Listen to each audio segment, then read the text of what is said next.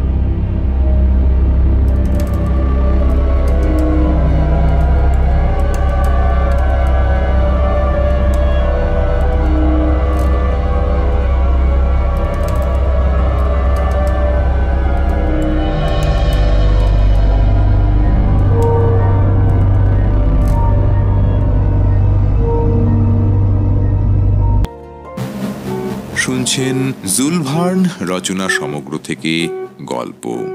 ভাষান্তর সুবোধ চক্রবর্তী। গল্প পাঠে আমি অমর। শুনছেন আজকের গল্প 20,000 Leagues Under the Sea।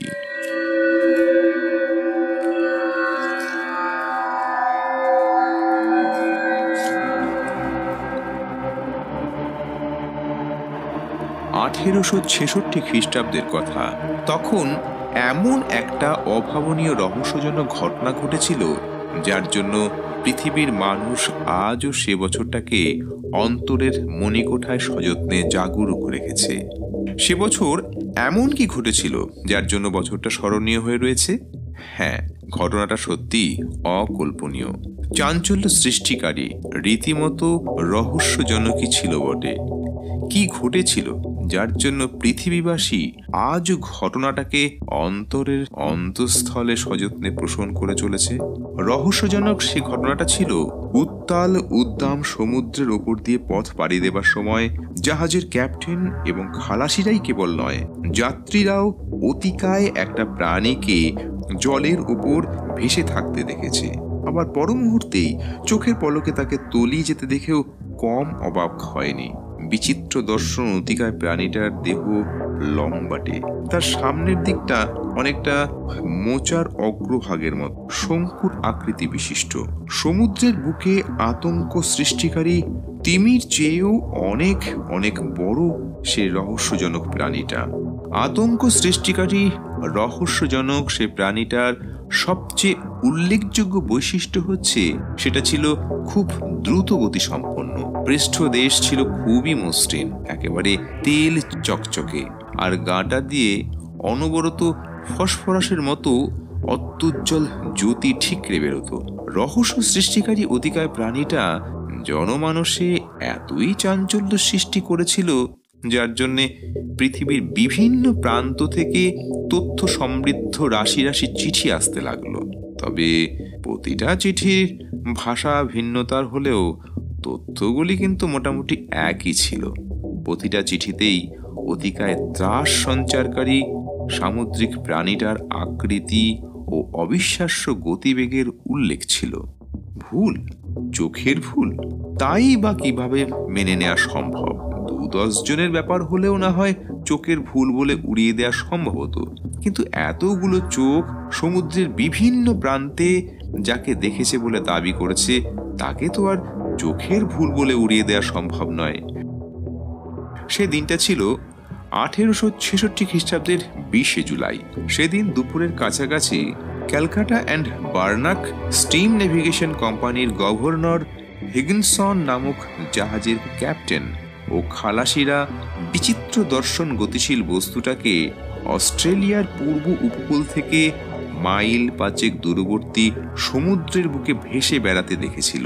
অনুসন্ধিৎসু নজরে কয়েক মুহূর্ত অবলোক চোখে তাকিয়ে থেকে জাহাজটার ক্যাপ্টেন বেকার প্রথমে ভেবেছিলেন অতিকায় বস্তুটা নির্ঘাত একটা বালিয়াড়ি, কিন্তু কিছুক্ষণ সেটার দিকে দৃষ্টি নিবদ্ধ রেখে তিনি প্রত্যক্ষ করলেন সেটার পৃষ্ঠদেশ থেকে জলের ফোয়ারার তীব্র বেগে আকাশের দিকে উঠে যাচ্ছে।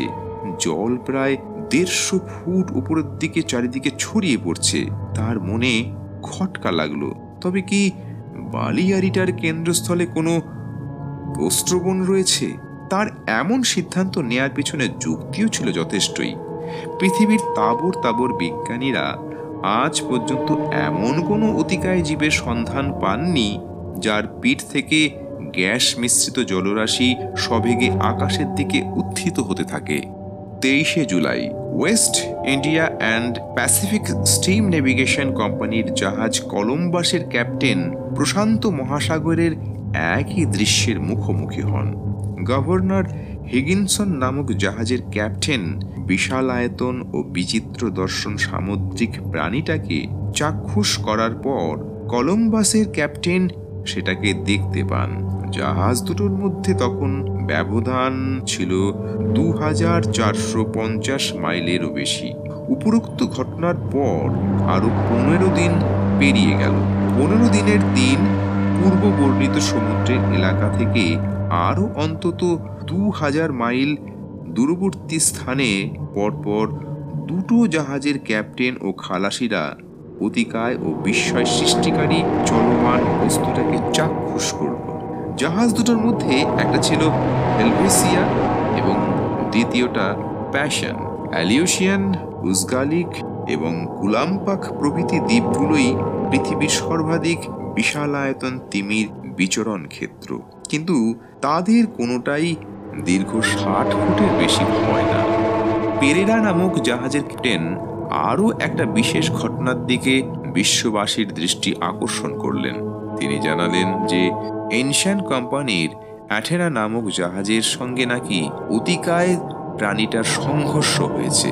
আমেরিকা ও ইউরোপের অত্যুৎসাহী অনুসন্ধানী ব্যক্তিরা ব্যাপারটাকে বিশেষ গুরুত্ব দিলেন। ব্যাস, তখনকার মতো এই পর্যন্তই। উপরোক্ত ঘটনাগুলো রহস্য সঞ্চারকারী দৈত্যাকৃতি প্রাণীটার আর কোনো হদিশ মিলল না।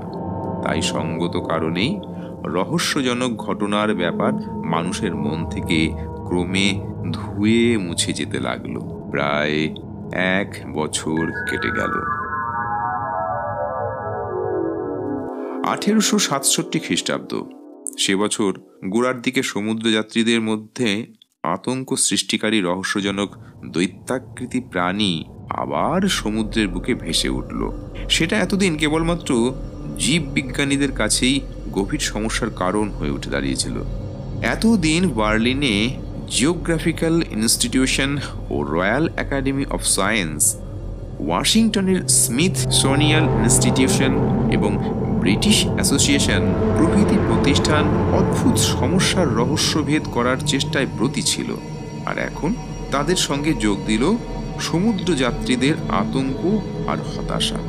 তাদের কেউ অতিকায় সামুদ্রিক প্রাণীটাকে ছোট্ট একটা দ্বীপ বলে প্রচার করলো, আবার কেউ বা এটাকে চলমান শিলা বলে মতামত ব্যক্ত করলো। তারা এও বলল এ দ্বীপটা একটা অজ্ঞাত রহস্যের আধার। 1867 5ই মার্চ সে তারিখে রাত্রে মন্টিল ওয়ান্স কোম্পানির মোরাভিশন নামক জাহাজটা দেখল 273 অক্ষাংশ ও 72.15 দাঘিমার মধ্যে বিশাল আয়তন একটা শিলা চলতে চলতে থমকে দাঁড়িয়ে পড়ল। সব থেকে আশ্চর্য হতে হলো তখন যখন জাহাজের চার্টে সেই জায়গার শিলাখণ্ডের খোঁজ করতে গিয়ে হতে হলো। শিলাখণ্ডের নামগন্ধ সেখানে আছে বলে বোঝা গেল না। বরাত ভালো যে মোরাভিয়ান নামক জাহাজটা অতিকায় ও বিশেষ শক্তিশালী ছিল, নইলে 37 জন যাত্রী সহ তার সলিল সমাধি ঘটে যেত। জাহাজের উচ্চপদস্থ অফিসাররা ঘটনার রহস্যভেদ করতে দারুণভাবে হতাশ হলেন।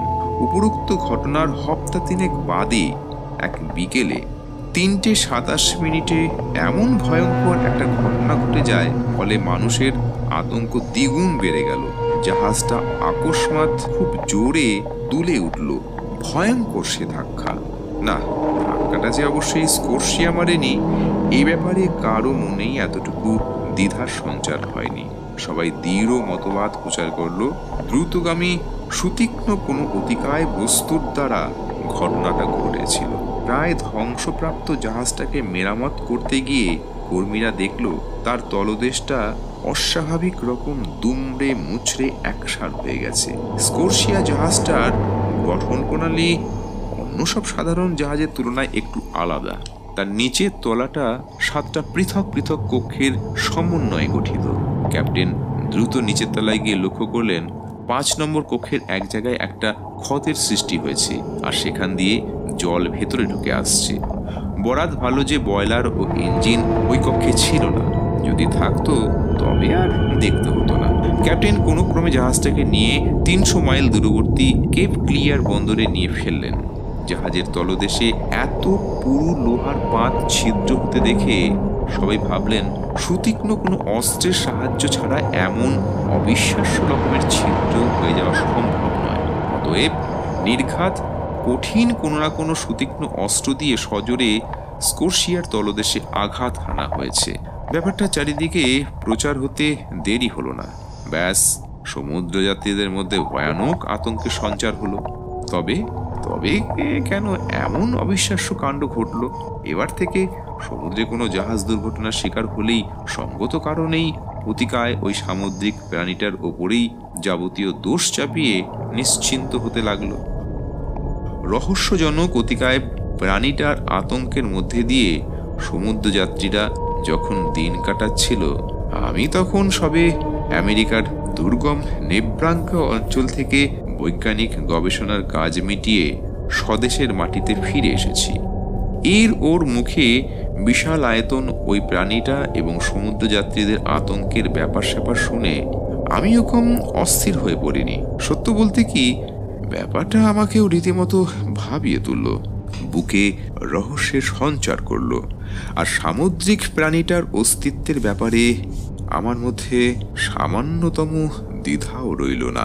আমি নিউ ইয়র্কে থাকাকালীন শুনেছিলাম সেটা কোনো ভাসমান দ্বীপ বা বালিয়াড়ি ছাড়া কিছু নয়। সেটা যদি নেহাতি কোনো চড়া হয় তবে তার ভেতরে কোনো শক্তিশালী যন্ত্র বসানো রয়েছে, যার দ্বারা খুবই দ্রুত গতিতে স্থানান্তরে গমন করতে সক্ষম হয়। আর কারো কারো মধ্যে দুরকম ভাবনার উদয় হয়, হয় সেটা কোনো সাবমেরিন, নতুবা অমিত শক্তিধর কোনো না কোনো অতিকায় জলজ প্রাণী। তবে সাবমেরিনের যুক্তিটা টিকল না। বিভিন্ন দেশে খবরাখবর নেয়ার পরে সবাই জানালো তাদের কারোরই সাবমেরিন নেই। রহস্যটার পেছনে যে কোনো কারণে থাক না কেন, আটলান্টিক মহাসাগরের উভয় তীরবর্তী দেশগুলোর সঙ্গে যোগাযোগ রক্ষা করা মারাত্মক সমস্যা আর বিপদ সম্ভব হয়ে দাঁড়ালো। আর এরই জন্যে সব দেশকেই অপূরণীয় লোকসানের বোঝা বইতে হলো।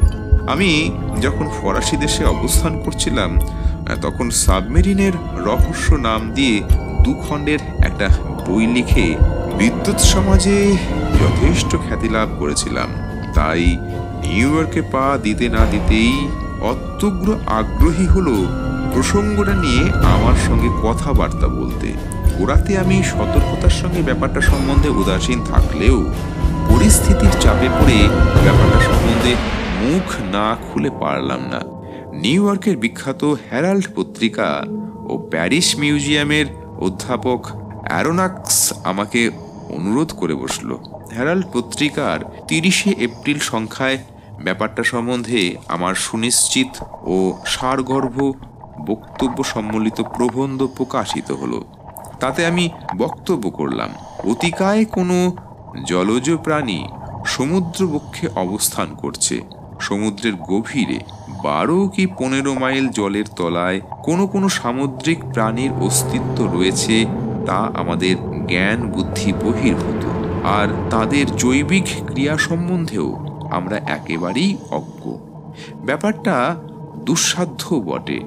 সমস্যা থেকে উত্তরণের উপযোগী ও নির্ভরযোগ্য যে কটা সূত্র পাওয়া গেছে, তা থেকে কেবলমাত্র অনুমান করা ছাড়া আর কোনো উপায় নেই। এখন জিজ্ঞাস্য যে আমাদের গ্রহের যাবতীয় প্রাণীর সঙ্গে আমাদের পরিচয় রয়েছে কিনা। সবার আগে আমাদের খোঁজ নিতে হবে মৎস্য বিজ্ঞানের বহির্ভূত কোনো জলচর প্রাণীর অস্তিত্ব রয়েছে কিনা। যদি পাওয়াই যায়, তবে মেনে নিতেই হবে সেটা সমুদ্রের তলদেশে বসবাসকারী কোনো একটা অজ্ঞাত প্রাণী। আর কখনো সখনো খেয়ালবশত সমুদ্রের উপরিতলে হুশ করে ভেসে ওঠে ও ভেসে বেড়ায়। নাহলে অতিকায় দাঁতযুক্ত দৈত্যাকৃতি কোনো তিমি। এরা খুব বড় হলে 60 ফুট মতো দৈর্ঘ্য বিশিষ্ট হয়। যদি তাদের কারো আকার 5 থেকে 10 গুণ বেড়ে যায়, তবে এমন দৈত্যাকৃতি অমিত শক্তিধারীর অধিকারী আবারও একটা সামুদ্রিক প্রাণী আমাদের নজরে পড়বে। অতিকায় দাঁত দুটোকে তিমিরা অস্ত্র হিসেবে ব্যবহার করে। জাহাজের গায়ে তাদের দাঁত গেঁথে থাকতে দেখা গেছে। এমন ঘটনার বহু নজির রয়েছে। 15 ইঞ্চি পরিধি বিশিষ্ট আক্রমণাত্মক একটা মারাত্মক অস্ত্র প্যারিসের চিকিৎসা বিভাগের মিউজিয়ামে সযত্নে সুরক্ষিত হচ্ছে।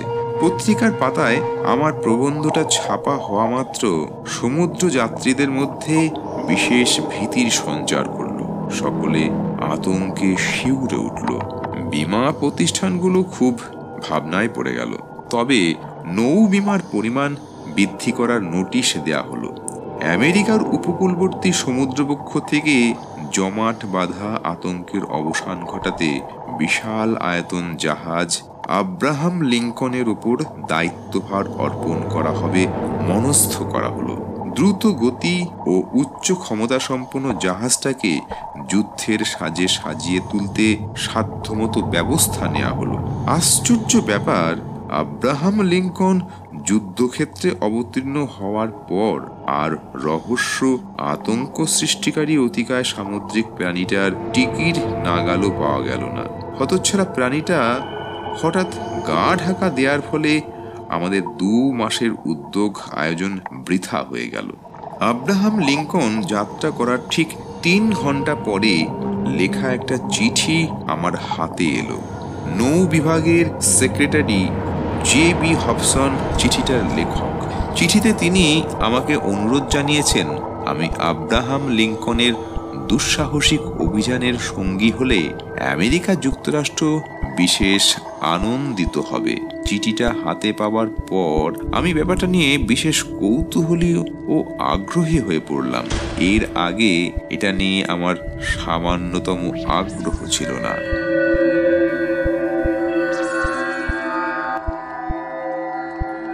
এই গল্পের পরবর্তী অংশ শুনুন আগামী পর্বে। গল্প শুনতে অবশ্যই চ্যানেলটিকে সাবস্ক্রাইব করুন এবং বেল আইকনটি টাচ করে সবার আগে নোটিফিকেশন পেয়ে যান। সঙ্গে থাকার জন্য ধন্যবাদ। নমস্কার।